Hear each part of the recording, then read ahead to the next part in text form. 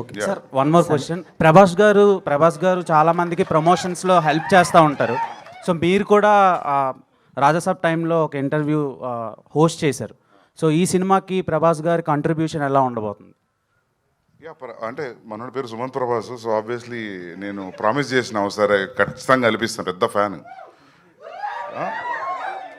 Okay ఉంది, అన్న appointment ఇచ్చిందంట, అయితే ఒకసారి కలుస్తాం. నేను కూడా ఉంటాడా. సో అది మర్చిపోయినా. అంటే మామూలుగా ఎట్లుంటుందంటే పెద్ద హీరోలకి మా ట్రైలర్ రిలీజ్ చేయండి, మా టీజర్ రిలీజ్ చేయండి అడుగుతుంటారు. మామూలుగా జరిగే సినారియో అది. మేమేం అడగలేదు, అన్ననే పెట్టిండు మస్తుంది పాట అని చెప్పి. ఓకే, అంటే మీరు డైరెక్ట్ చేస్తున్నారు? ఆబ్వియస్లీ డైరెక్ట్ చేస్తున్నందుకే తెలుస్తుంది కదా, ఈ డైరెక్టర్ ప్రొడ్యూస్ చేస్తున్నందుకే తెలుస్తుంది, అంతే కదా. సందీప్ గారు హాయ్. ఏదో ఒకటి కావాలి నాకు నీకు కదా. సందీప్ గారు హాయ్ అండి.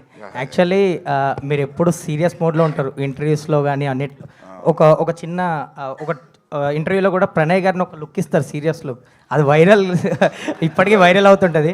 బట్ ఇక్కడ వచ్చినప్పటి నుంచి మీరు ఫన్ మోడ్లో కనిపిస్తున్నారు. చెప్తా, అది టిఎన్ఆర్ గారి ఇంటర్వ్యూ.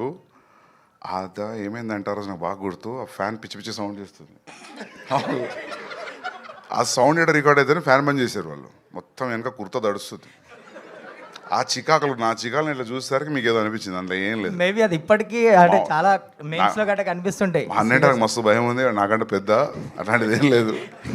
సో అంటే ఒక ఫన్ మోడ్లో కనిపిస్తున్నారు వచ్చినప్పటి నుంచి ఇప్పటి వరకు. సినిమా ఈ ఫిలిం ఎఫెక్ట్ అంతా అదే రిఫ్లెక్ట్ అయిందా సినిమా? ఎఫెక్ట్ మన వాళ్ళు యాక్టింగ్ ఎఫెక్ట్, స్పెషల్లీ ఫ్రెండ్స్ మాత్రం మర్చిపోరు మీరు. అంటే అదే అంటాం కదా, మళ్ళీ చింపేసారు. ఫిలిం చూస్తున్నట్టు లేదు, cinematic advantage. Usually any film people will take a cinematic advantage తీసుకుంటారు, జంప్ కట్కి దీనికి. సినిమాటిక్ అడ్వాంటేజ్ చాలా తక్కువ తీసుకుంటారు. అది కూడా ఒక పాయింట్ నాకు బాగా నచ్చింది. సినిమాటిక్ అడ్వాంటేజ్ తీసుకోకుండా రాయడం చాలా కష్టం ఈ రోజుల్లో. సో యాక్చువల్లీ కొంచెం బిగ్ బడ్జెట్ ఫిలిమ్స్, పెద్ద ఫిలిమ్స్ అన్నీ కొంచెం ఈ మధ్య పోస్ట్పోన్ అవుతున్నాయి. రిలీజ్ డేట్ అనౌన్స్ చేస్తున్నారు, తర్వాత మారుతున్నాయి. స్పిరిట్కి వచ్చేసరికి మీరు మార్చ్ చేశారు. సో యాజ్ ఆఫ్ నో ఆ డేట్ ఏ ఉంటుంది?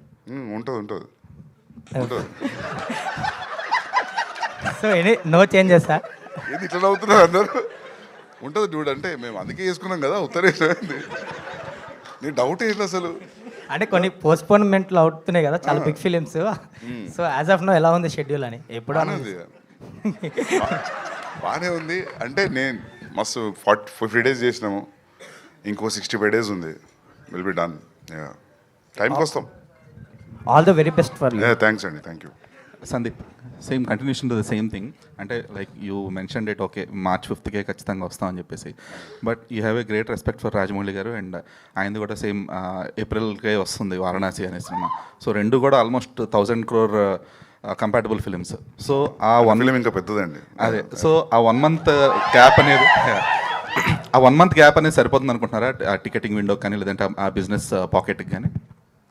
సరిపోతుంది. 37 days ఉంది కదా, 32 days సరిపోతుంది అనుకుంటున్నా. ఎందుకంటే అది బిగ్ పాకెట్ ఫిలిమ్స్ కదా, సో దానికి ఉన్న రీచ్ జరుగుతాం. అయితే మరి మీకు అది రాలేదు అప్పటి నుంచి. ఏం కాదు, సరిపోతుంది. సుమంత్ గారు